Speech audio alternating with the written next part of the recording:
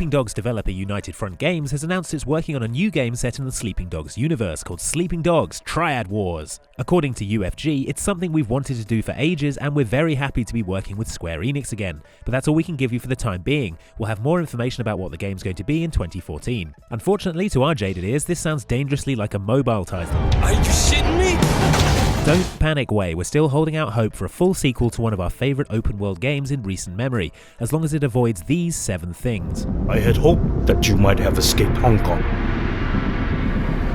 Escaped its influences. Its problems. Part of the reason Sleeping Dogs felt so fresh was its unique open world setting. From the greasy kitchens of the Golden Koi to the neon lit streets of downtown, Hong Kong feels like a place we haven't seen recycled over and over in games. Even the street food is new. Why don't you have a pork bun in your hand? That is a very good question. Now, Wei spent a lot of time in San Francisco, and a Sleeping Dogs sequel could take him to the United States, but a big part of Sleeping Dogs' charm is in its Asian setting. Other big Asian cities such as Tokyo or Bangkok could work, but we'd love to see the action staying in Hong Kong. Hong Kong is a big city, why not open the sequel out to other districts and the surrounding area for a bigger, more detailed Hong Kong map?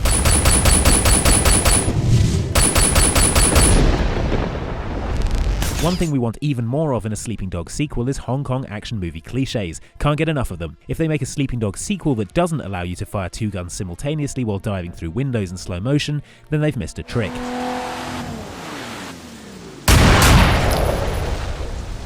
And some sort of power-up that makes doves billow around you whenever you're doing it. Basically, we're after something like the John Woo video game Stranglehold, only not incredibly repetitive. Seriously, how do you make that boring? Gritty, serious realism has its place, but it's not here. Sleeping Dogs needs to stay as over-the-top as ever. Loyalty's important, Wei. Never forget that. You get in this business for yourself, you're bound to end up like little Lanta. And we're dead against multiplayer being added to a game just for the sake of it, but Sleeping Dogs could actually benefit from the addition of co-op. Imagine a co-op storyline in which you and a friend have to infiltrate an organised crime syndicate together. It'd give the storyline even more potency if you could betray your actual friends. He ratted out pop star Winston. I know he did. GTA 5 has shown us multiple protagonists can work well in an open world crime game. So how about some new heroes for Sleeping Dog 2? Wei Shen is great and we'd love to have him back, but with some new characters as well. Used to break legs. This seems a little more fair. Not him. Oh, I wish I could live your life. Just for one day. Or him. You look like you could use a pork bun. Yeah, okay. Oh.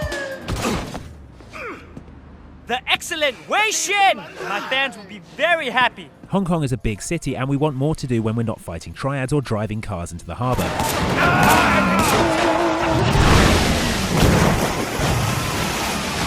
Important police business. Fight clubs and races are exhausted quickly, cockfighting seems utterly random, and the less said about our karaoke skills, the better.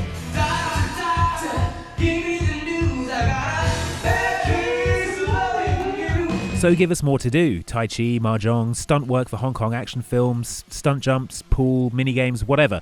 We want to spend more time hanging out in Hong Kong, not doing what we're supposed to be doing. Oh, and while we're at it, more movie outfits please, those were great. First one to call this a Kill Bill jumpsuit is getting kicked in the throat.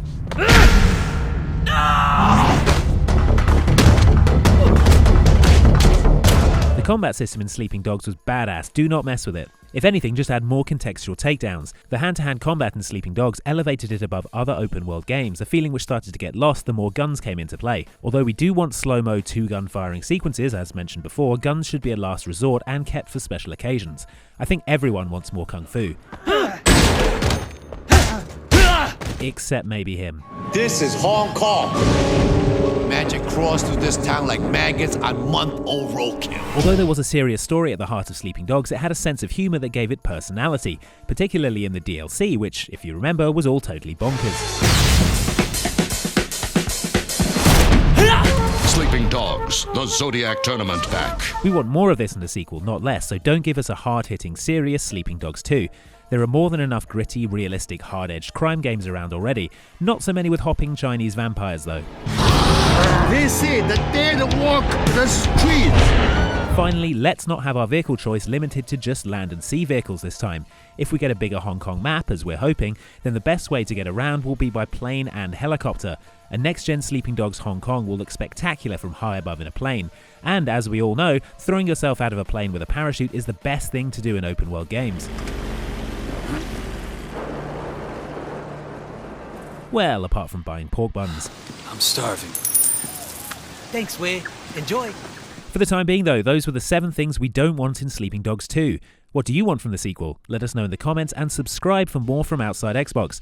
Right, we're off to work on our karaoke. Thanks for watching.